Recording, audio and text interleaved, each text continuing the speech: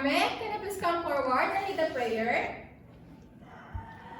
Good morning, class. Before you take your seat, kindly pick up the pieces of papers under your chairs and please arrange your chairs properly. So, is there any absent today?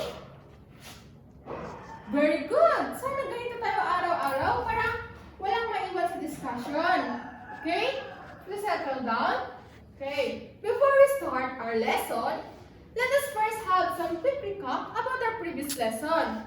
So, who among you still remember our last lesson? Yes, Calvi? Very good. It is about integer. So, what is an integer? Elihan? That's right. Very good. Integer is a set of positive and negative number. Abbas, is fractional form and decimal form considered as integer? Why no? That's right, because they are not whole numbers. It's good to know that you still remember our last lesson.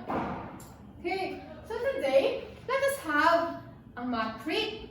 Do you want some math trick? Okay. Are you ready? So, step 1.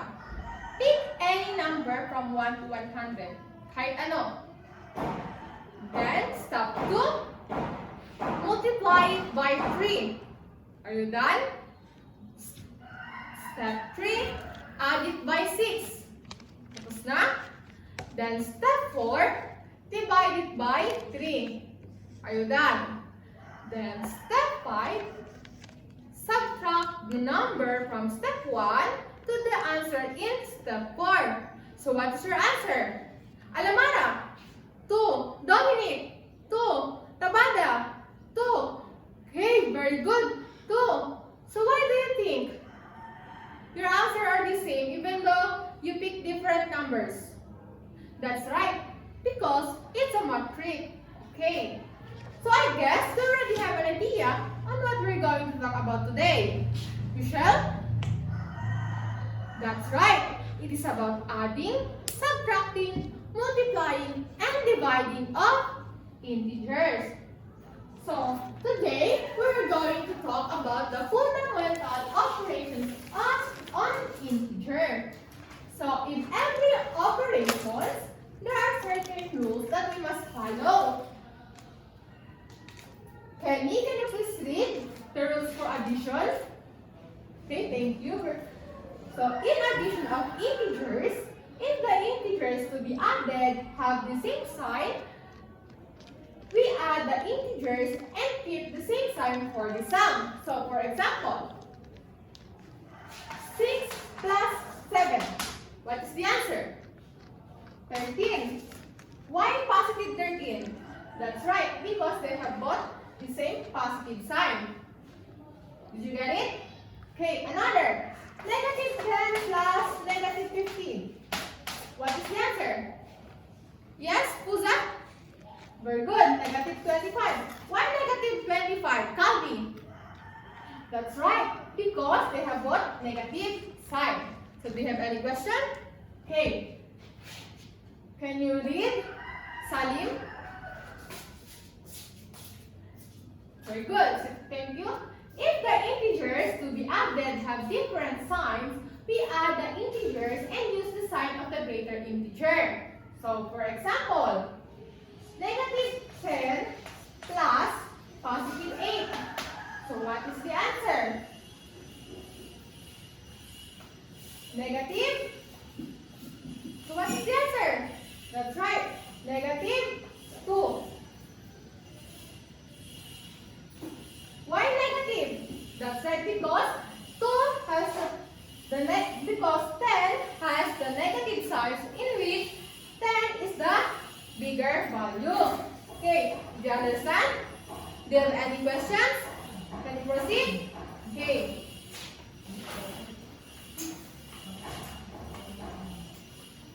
Hamida, can you please read? Thank you. So, in subtraction of integers, convert the operation into an addition problem by changing the subtrahend sign into an addition sign. Then, apply the same rules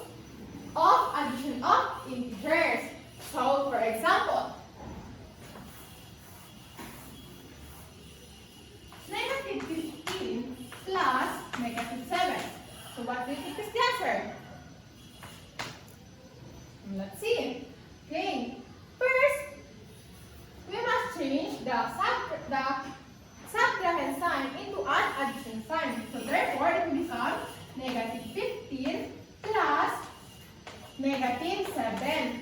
Then, after that, we must take the inverse of the denominator. So when we say inverse, it is the opposite. So what is the opposite of negative 7? Very good. Positive 7. So therefore, it becomes negative 15 plus positive 7. So what is the answer? Very good. It is negative 8. So why negative? That's right, because the 15 has a negative sign in which 15 is the bigger value. Okay, do you understand? Do you have any questions? Okay, can you proceed? Samir, can you please read? Thank you. You may now see. So in multiplication of integers, when two positive integers multiply, the answer is positive. When two negative integers multiply, the answer is also positive. But when one positive and one negative, the answer is negative. For example, negative 10 times negative 10. So what is the answer? Yes? Very good. Positive 100. Why positive? Very good, because negative times negative is equals to positive. Okay, another. Negative 10 times 5. What is the answer? Yes? Alamara? Very good, negative 50. So why negative 50? Abdullah? That's right, because negative times positive is equal to negative. So do you have any questions? Did you understand? Okay. Can you proceed? Okay, very good.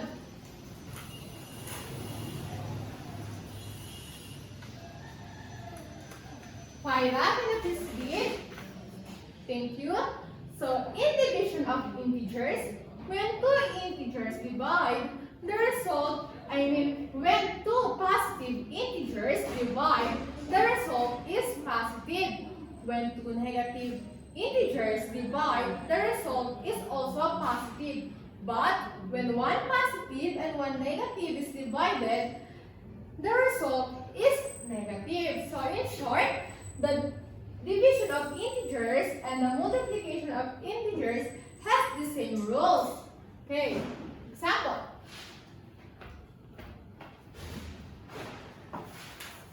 Negative 100 divided by negative 10. What is the answer? Yes, Trumata? Very good. Positive 10. Why positive 10? Why positive? Julman?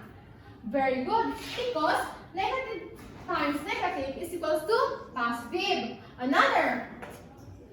Negative 20 divided by positive 2. What is the answer? That's right. Positive. That's right. Negative 10. Why negative 10? Very good. Because negative times positive is equals to negative. So, do you have any questions? Did you understand?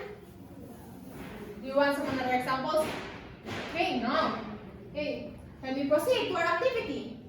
Okay, so today we're going to have an activity. This activity is called adding, subtracting integers made. So I will be grouping you into two. Please count 1, 2, 3. 1 to 2. Okay, now go to your respective group. Group 1 on the right side and group 2 on the left side. Okay, so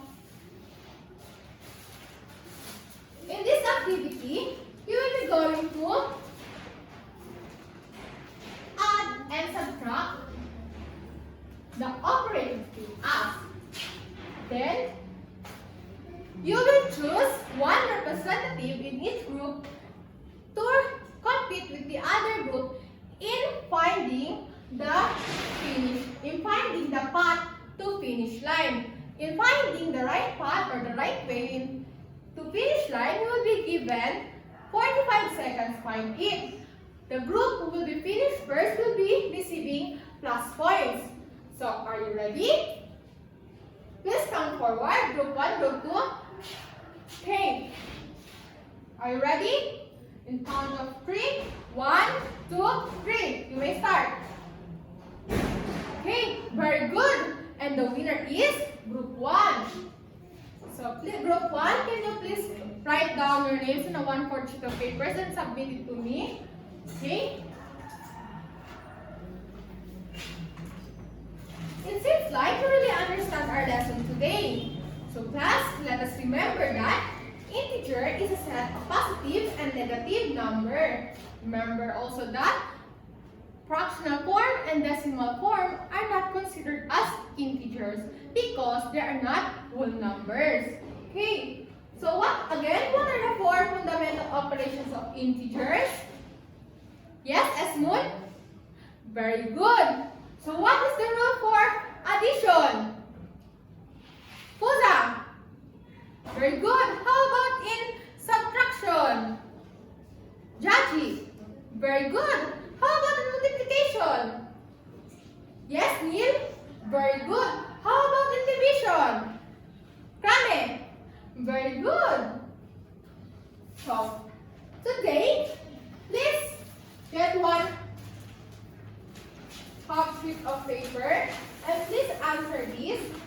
So, direction, answer the following questions.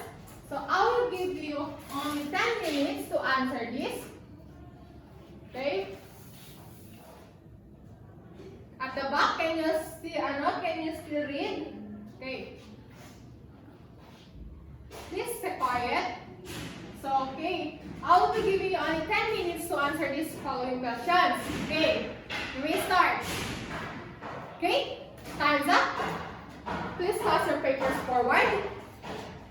Okay.